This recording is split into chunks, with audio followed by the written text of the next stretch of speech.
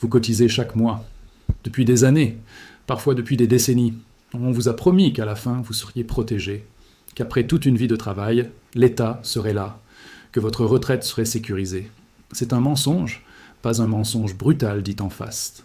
Un mensonge confortable, entretenu par des politiciens qui ne veulent pas perdre les élections, par des institutions qui préfèrent repousser le problème, et par un système qui s'effondre lentement, mais sûrement. Les chiffres sont là, les rapports officiels existent. L'OCDE l'a écrit, la Commission européenne l'a documenté, mais personne ne vous le dit clairement parce que la vérité est trop difficile à entendre. Aujourd'hui, je vous l'ai dit, je m'appelle Alex. J'ai analysé les systèmes de retraite européens pendant des années, les chiffres officiels, les projections démographiques, les rapports que les gouvernements publient discrètement, sans jamais les expliquer aux citoyens. Ce que je vais vous montrer aujourd'hui ne vient pas de théorie. Ça vient des données officielles que vos gouvernements préfèrent que vous ne lisiez jamais. Point numéro 1. La démographie, la bombe silencieuse. Commençons par les faits les plus brutaux. En 1970, il y avait 4 actifs pour un seul retraité en Europe. 4 personnes qui travaillaient et cotisaient pour financer la pension d'une seule personne. Le système fonctionnait. Aujourd'hui, ce ratio est tombé à 2 actifs pour un retraité. Et en 2050, dans moins de 25 ans, ce sera un actif et demi pour un retraité. Comprenez ce que ça signifie concrètement. Le système européen de retraite fonctionne par répartition. Vous ne cotisez pas pour vous-même. Vous cotisez pour payer les retraites d'aujourd'hui. Et demain, il y aura de moins en moins de personnes pour payer les vôtres. Ce n'est pas une opinion. Ce sont les projections officielles d'Eurostat. La bombe est déjà amorcée. Elle tourne. Et personne dans votre gouvernement ne vous dit combien de temps il reste. Point numéro 2. L'âge de retraite, ça va encore augmenter. La France a reculé l'âge légal de départ à la retraite à 64 ans. L'Allemagne à 67 ans. L'Espagne, l'Italie, les Pays-Bas, tous ont fait la même chose ces dernières années. Et la question que personne ne pose ouvertement est celle-ci. Est-ce que c'est terminé ? Non, ce n'est pas terminé. Les projections actuelles montrent que pour maintenir les systèmes de retraite solvables en Europe, l'âge légal devra probablement atteindre 68, peut-être 70 ans, d'ici 2040 dans plusieurs pays. On vous a dit 62 ans. On vous a dit 64 ans. Dans 20 ans, on vous dira 68 ans. Et à chaque fois, ce sera présenté comme une réforme nécessaire, inévitable, douloureuse, mais indispensable. Ce qu'on ne vous dit pas, ce recul était prévisible depuis les années 90. Les démographes le savaient, les économistes le savaient, vos gouvernements le savaient. Ils ont juste attendu le dernier moment pour vous l'annoncer. Point numéro 3, vos pensions perdant de la valeur chaque année. Même si vous atteignez l'âge de la retraite et que vous touchez votre pension, voici ce que personne ne calcule devant vous. Une pension de 1 500 € aujourd'hui, avec une inflation moyenne de 3% par an, vaudra l'équivalent de 900 € en pouvoir d'achat réel dans 20 ans. Vous n'aurez pas perdu d'argent sur votre relevé, mais vous aurez perdu 40% de ce que cet argent peut acheter. Les courses, le loyer, les médicaments, le chauffage, tout coûtera plus cher. Votre pension, elle, restera la même, ou augmentera bien moins vite que les prix. Les retraités européens s'appauvrissent en silence, pas brutalement, progressivement, chaque année un peu plus, et le système est structurellement incapable de corriger ça. Point numéro 4. Les fonds de pension privés, le nouveau piège. Face à cette réalité, les gouvernements européens poussent de plus en plus vers la retraite par capitalisation. Des fonds privés, gérés par des banques et des assureurs. En Allemagne, c'est le Riester-Rente. En France, c'est le plan d'épargne retraite. Au Royaume-Uni, c'est le système de pension automatique. On vous dit que c'est la solution. Épargnez vous-même, investissez, construisez votre propre retraite. Sauf que ces produits ont des frais de gestion annuels entre 1 et 2%. 1% par an semble dérisoire, mais sur 30 ans d'épargne, ces frais absorbent entre 30 et 40% de vos gains potentiels.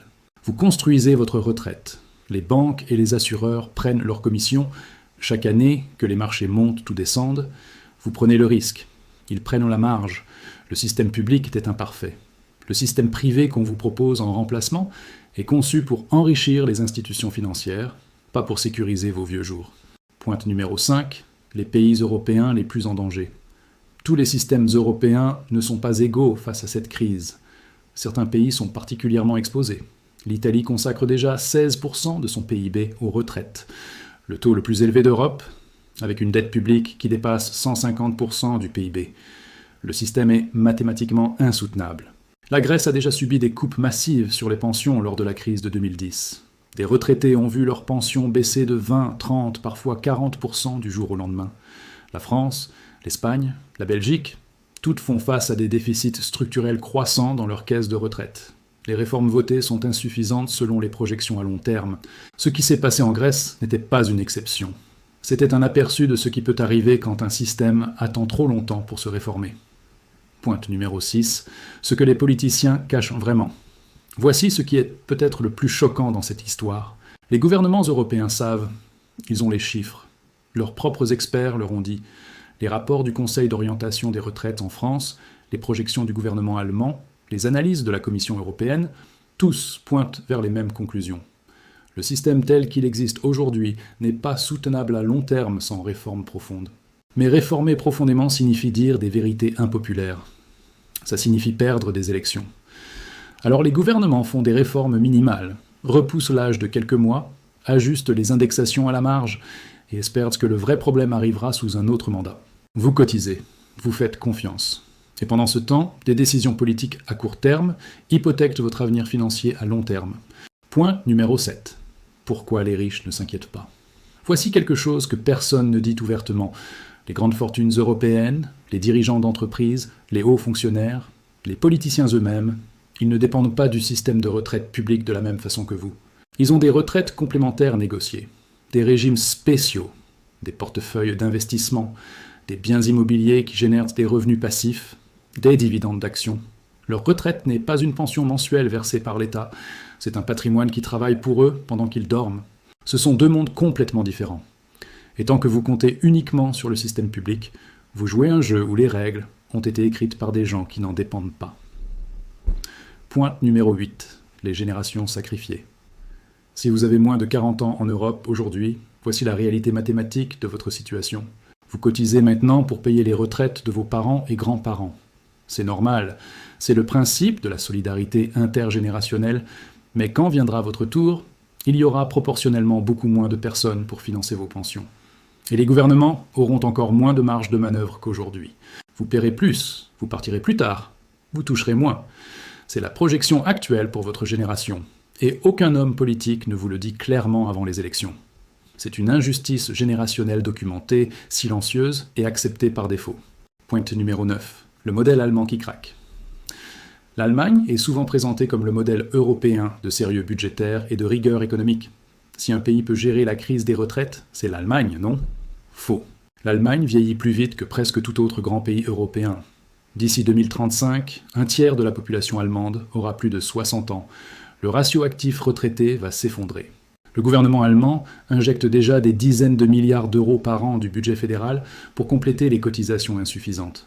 Ce n'est pas un système qui s'autofinance, c'est un système qui survit sous perfusion budgétaire. Si même l'Allemagne est en difficulté, imaginez la situation des pays européens dont les finances publiques sont bien plus fragiles. Point numéro 10. Ce que vous devez faire maintenant. Voici la partie que les banques et les gouvernements préféreraient que vous n'entendiez jamais, parce qu'elle vous rend indépendant d'eux. Ne comptez pas uniquement sur l'État pour votre retraite. Commencez à construire votre propre indépendance financière dès aujourd'hui, quel que soit votre âge. Premièrement, investissez dans l'immobilier locatif. Un bien qui génère des loyers vous verse un revenu passif à la retraite, indépendamment de ce que l'État décide. Deuxièmement, investissez régulièrement en bourse via des ETF indiciels à faible frais, pas les produits complexes que votre banque vous vend. Des ETF simples, diversifiés, avec des frais inférieurs à 0,20% par an. Troisièmement, construisez plusieurs sources de revenus. Une pension unique est une dépendance. Plusieurs flux de revenus sont une liberté. Quatrièmement, commencez tôt. L'intérêt composé est la seule force qui travaille pour vous dans ce système. Chaque année que vous attendez est une année perdue qui ne se rattrape jamais complètement. Le système ne va pas s'améliorer par lui-même. Les gouvernements ne vont pas résoudre ce problème avant qu'il soit trop tard pour beaucoup de gens. La seule variable que vous contrôlez, c'est votre propre action. Maintenant, votre gouvernement ne vous sauvera pas, votre banque ne vous sauvera pas. Le système de retraite européen tel qu'il existe aujourd'hui ne pourra pas tenir ses promesses pour tout le monde, et les personnes qui en souffriront le plus sont celles qui ont fait entièrement confiance à l'État, sans jamais construire leur propre filet de sécurité. La bonne nouvelle, c'est que vous savez maintenant, et savoir, c'est avoir le pouvoir d'agir différemment. Ne jouez pas un jeu dont les règles changent sans vous le dire. Construisez votre propre liberté financière. Commencez aujourd'hui, pas demain. aujourd'hui. Abonnez-vous, activez les notifications et partagez cette vidéo avec quelqu'un qui croit encore que l'État s'occupera de sa retraite.